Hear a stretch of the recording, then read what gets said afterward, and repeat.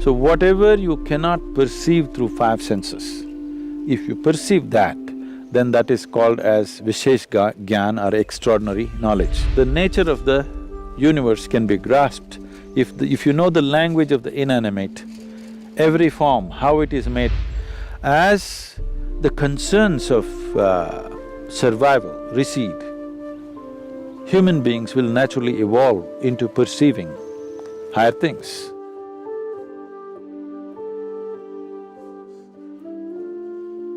In the yogic system, we look at the human mechanism like this.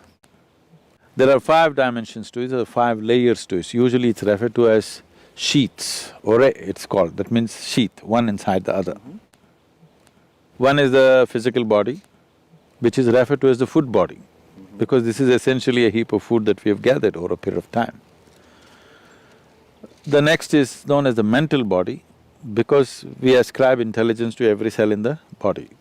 There is more memory and intelligence in each molecule of DNA than you can decipher through your brain. That much of intelligence and memory is sitting right here.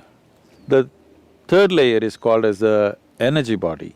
There are three fundamental aspects to it, but it's the first two which normally are experienced by most people, the right and the left, which has 36,000 on the right and 36,000 on the left, pathways or channels, which are described as nadis, which meet in 114 different major points, and these points are seen as possibilities. So, mysticism identifies these 114, the geography, the energy geography of the body, and how you could exploit this to transcend the limitations of the human mechanism. Now, the fourth layer is called as Vijnanamaya Kosha. What the word Vijnana means is, it is coming from two different words, Vishesh Gyan. Gyan means knowing or knowledge. Vishesh means an extraordinary way of knowing. So whatever you cannot perceive through five senses, if you perceive that, then that is called as Vishesh Gyan or extraordinary knowledge. So, we are talking about a transitory dimension which is transiting from physical to non-physical.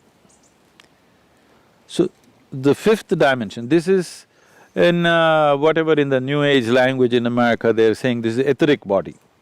It's not an appropriate description, it is a transitory state where physical is fading out into non-physical nature. The fifth dimension is referred to as Anandamaya Kosha, which literally translates as bliss body. This does not mean there's a bubble of bliss or something inside. It is purely non-physical in nature. Because it is non-physical, we do not know how to define or describe it. There is no definition to it, there is no description to it. We're only talking about it from our experience. Whenever we touch it, we feel blissed out. So like children, we're calling it bliss body, because we do not know what is the nature of what it is, and it is not physical in nature, so we cannot put it into definition of words or descriptions or whatever. Now to enter into this dimension is the whole process of mysticism, because this non-physical nature is further classified in terms of our experience, how profoundly you involve in it. They talk like this. You can be in a fine spray of shower from this non-physical and how you will be. Or you can be drenched with it and how you will be. Or you can soak yourself in it and how you will be. Like this it is described. In this context, it's a…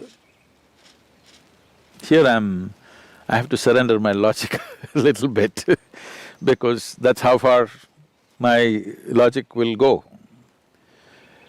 What this means is, these are referred to as different dimensions of stillness. How can stillness be of different dimensions? For example, in our experience,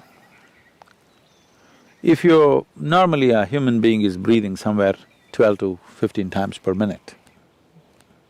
Breath is very directly connected to how the mental fluctuations happen. I don't know if science has explored this, but in our experience it's very much there. Suppose naturally, not by effort, By doing the right kind of things with your system, naturally if your breath drops below 11, then you begin to understand various reverberations that are happening around you in terms of all the subsonic sounds in which the animals are communicating becomes very obvious to you. If your breath drops below 9, naturally, without controlling it, then what the plants are exuding, the plant life, what it is doing, becomes very obvious to you. If your breath drops below 6,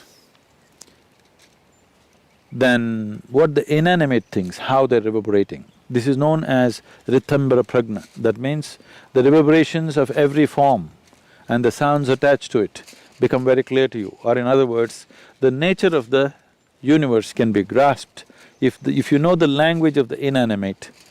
Every form, how it is made, what is its nature, what it is right now and what it will evolve into, or what it was yesterday and what it is evolved into, all this is becoming apparent to you.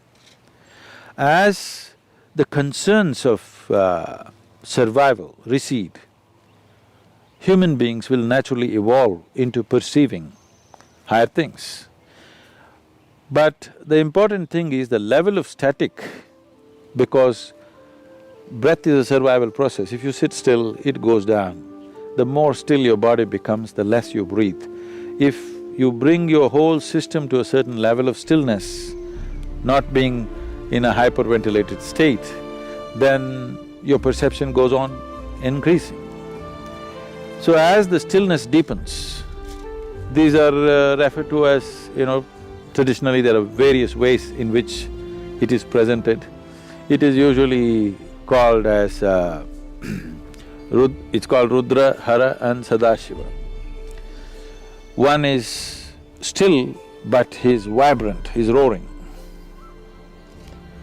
Another is still, but he's in activity still. Another is absolutely still. Now always that which is absolutely still is referred to be as the ultimate intelligence. Everything else, in its anxiety to be active, it is sacrificing its intelligence at a certain level to be in a state of action. But that which is absolutely still is considered the highest intelligence. It is only in Eastern mysticism, the source of creation is been always celebrated as the highest intelligence. This is the biggest mistake I think modern societies have made is, people were told God is compassion, God is love, God is generosity. These things mean something to you only when you don't have them. If you're not loved, you will look up, God should love you. If you're not fed well, you want a generous God. If you are down in some way, you want a compassionate God. But if you don't make any assumptions, if you look at a blade of grass, if you look at a flower, if you just look at the structure of an atom, one thing is, the source of creation is the highest level of intelligence that you can ever recognize anywhere. If you look at the creation, it is smack with intelligence all over the place.